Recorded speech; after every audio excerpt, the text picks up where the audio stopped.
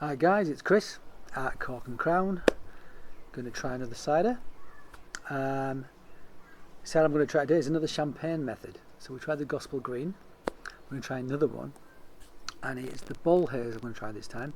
So they're based in Devon. A guy called Alex Hill is the cider maker.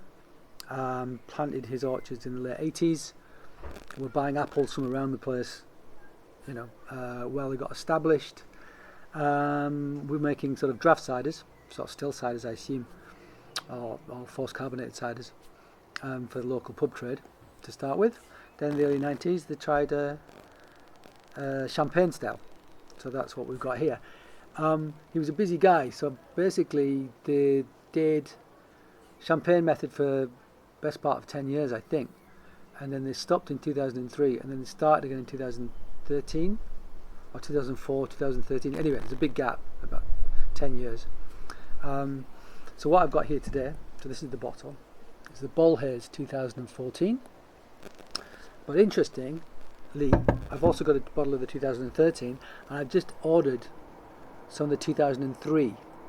So we're going to do 3 tastings, start with the 2014, then do the 2013, and then we'll do the 2003 and see if there's a difference. I mean, there's going to be a difference, but it'll be interesting to see what the difference is.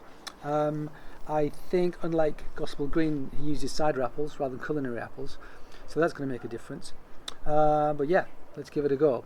Don't know much about it, but sometimes it's better not to know much about it. It makes you more objective. Top off. Oh, nice. Whoa.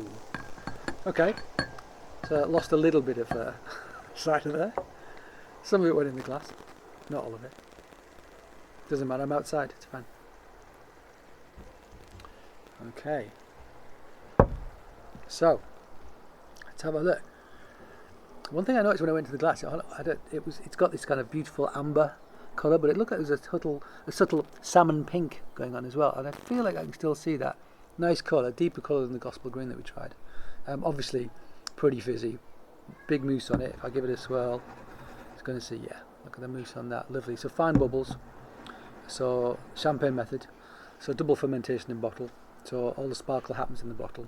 So you make a base cider, still cider, then you bottle it, add sugar and yeast, and then it ferments in the bottle, and then you disgorge, then you top it up again with sugar and yeast, and then it's kind of ready to sell.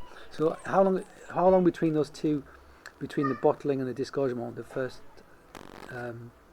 bottling and then the second bottling, that can be quite a long period of time where it sits on the lees, and that's what imparts flavour. I don't know if he's using wild yeast or champagne yeast. I'm going to guess it's champagne yeast because, I mean, it's more predictable than having wild yeasts in there. Also, it goes dry, champagne yeast. And I think you're probably looking for that drier flavour. Anyway, blah blah. I'm guesstimating a lot of stuff here. Anyway, gorgeous looking thing though, beautiful colour. So let's have a sniff. Oh right, okay. I mean, straight away, the apple on that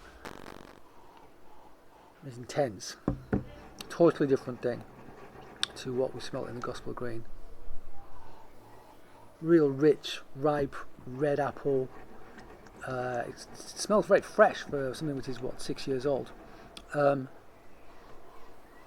almost got a kieved cider smell about it, but not quite so baked. It is very pure apple, but gorgeous, rich, my mouth's watering.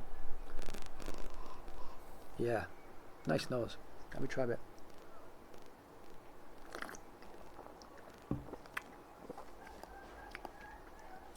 Okay, so you can tell these are cider apples. There's more tannin in this than there was in the Gospel Green.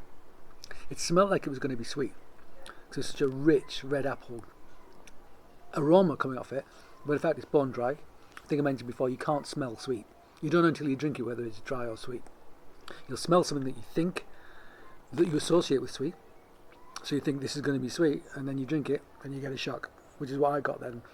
I knew it was going to be dry, but still the smell suggested to me that it was going to be, quite rich and sweet, like a dessert. Nice tannin, and it's showing itself up as astringency on my teeth, but also a little bit has a little hint of bitterness, but in a good way, like a balancing bitterness. You know, tannins show up as a texture, that squeaky texture, but also as like a leathery bitterness on the back end. I'm getting both those things.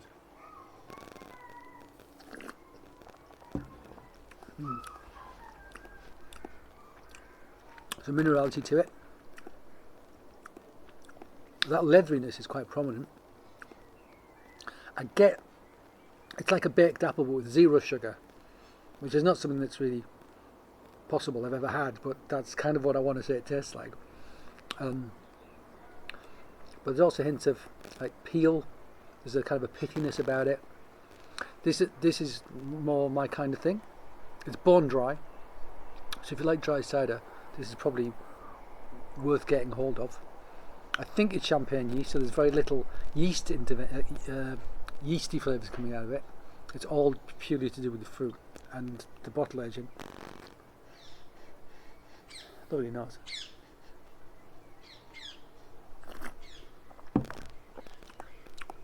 Maybe I do get a hint of pastry on the nose. Something soft, maybe something dairy, like creamy. But I don't get that on the palate. Okay, interesting. I like this cider. It's dry. I like sugar, but I can deal with dry as well. You know, everything's valid. Yeah, I'm really glad I bought this and tried it. Now I'm looking forward to trying the 2013 and then the 2003 and seeing how they compare. Okay, that's it. Might be getting more of this stuff. Bollhayes. He's actually very close to two other cider producers that I buy from, so I might make a beeline one day and yeah, see if I can grab some. Okay, anyway, thanks for watching, guys. Cheers. Bye.